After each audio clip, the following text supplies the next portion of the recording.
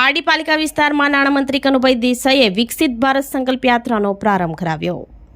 વલસાડ જિલ્લામાંથી 1000 જેટલા સેવકો 22 જાન્યુઆરી અયોધ્યા રામ મંદિરે પ્રાણ પ્રતિષ્ઠા કાર્યક્રમમાં પહોંચે હોવાનું જણાવતા મંત્રી કનુભાઈ દેસાઈ પારડી નગરપાલિકા વિસ્તારમાં વિકસિત ભારત સંકલ્પ યાત્રાનો નાણાં ઉર્જા અને પેટ્રોકેમિકલ્સ મંત્રી કનુભાઈ દેસાઈએ પ્રારંભ કરાવ્યો હતો। આ પ્રસંગે મંત્રીએ જણાવ્યું હતું કે આપણે સૌ જાણીએ છીએ કે 2001માં કચ્છના ભયંકર ધરતીકંપ બાદ પ્રધાનમંત્રી મોદીજીએ ગુજરાતનું સુકાન સંભાળ્યું હતું અને ત્યારથી જ ગુજરાતના વિકાસ માટે વિવિધ યોજનાઓ દ્વારા અનેકવિધ પ્રયત્નો કરી ગુજરાતની વિકાસ ગાથા આગળ ધપાવી હતી। પ્રધાનમંત્રીએ વિશ્વકર્મા યોજના, સેવા સેતુ કાર્યક્રમ વગેરે દ્વારા દરેક લોકો સુધી યોજનાઓ પહોંચાડવાનો પ્રયત્ન કર્યો છે। જ્યારે 22મી જાન્યુઆરીના રોજ પ્રધાનમંત્રી લોકોની આસ્થા સાથે રામ મંદિરની પ્રાણ પ્રતિષ્ઠા કરશે। વધુમાં મંત્રીએ વિશ્વકર્મા યોજના વિશે જણાવતા કહ્યું હતું કે આ યોજના જે કારીગર ધંધો શરૂ કરવા માંગે અને ચાલતા ધંધામાં પૈસાની જરૂર હોય તેના માટે ખૂબ જ લાભદાયી નીવડશે। વલસાડ જિલ્લામાંથી 1000 કારીગરોને મદદ કરવાનો લક્ષ્યાંક છે। દરેક કારીગરોને લાભ મળશે। તેમજ વલસાડ જિલ્લામાંથી 1000 જેટલા સેવકો 22 જાન્યુઆરી અયોધ્યા રામ મંદિરે પ્રાણ પ્રતિષ્ઠા કાર્યક્રમમાં પહોંચશે હોવાનું જણાવ્યું હતું। કાર્યક્રમ દરમિયાન સરકારની અનેકવિધ યોજનાઓની માહિતીસભર પુસ્તિકા અને કેલેન્ડરનું વિતરણ લોકોને કરવામાં આવ્યું હતું।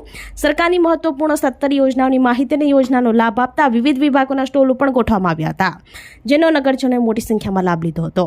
ઉજ્જવલા યોજના, સ્વનિધિ યોજના, આવાસ યોજના, આયુષ્માન યોજના, સ્વસ્થ બાળક સ્પર્ધા, ન્યુટ્રિશન કિટ, વિધવા સહાય યોજના, રોજગાર યોજનાના લાભાર્થીઓને સહાય વિતરણ કરવામાં આવી હતી। તેજસ્વી વિદ્યાર્થીઓ અને ખેલાડીઓનું મહાનુભાવોના હસ્તે સન્માન કરવામાં આવ્યું હતું। આ કાર્યક્રમ પ્રસંગે પારડી પ્રાંત અધિકારી અંકિત ગોહિલ, મામલતદાર R Chaudhary, Pardi chief officer BB Bhavsar, જિલ્લા સંગઠન મહામંત્રી શિલ્પેશ દેસાઈ, કમલેશ પટેલ અને તાલુકા સંગઠન પ્રમુખ મહેશ દેસાઈ સહિત અધિકારી અને કર્મચારીઓ તેમજ નગરજનો મોટી સંખ્યામાં ઉપસ્થિત રહ્યા હતા।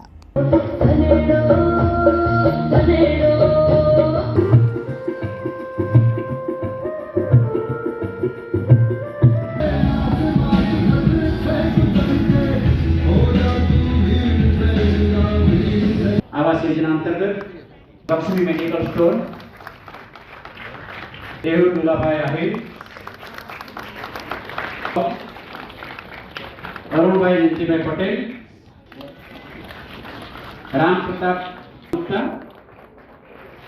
सहाय આપવામાં આવી રહી છે। શોભનાબેન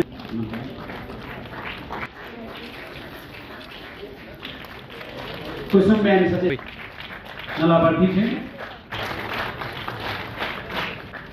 સૌ પોતાનું સ્થાન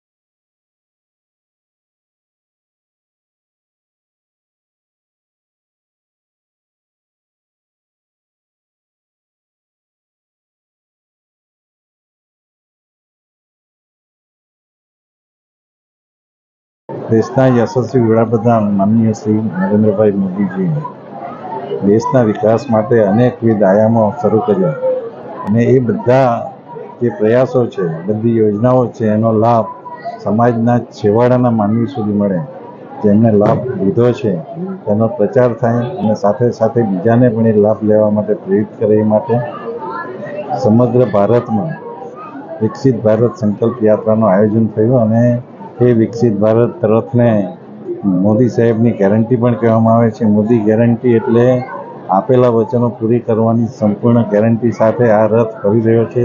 દરેક નાગરિકને એના હકના લાભો મળવા જોઈએ અને તે મળવા માટે સરકારી ઓફિસે નહીં જતા એમના ગામ સુધી આ લાભો મેળવવાનો જે એક આપવાનો જે સરકારે પ્રયત્ન કર્યો છે, એ માટે માનનીય મોદીજીને સમગ્ર ભારત એક અભિનંદન અને આશીર્વાદ દર્શાવી રહ્યું છે।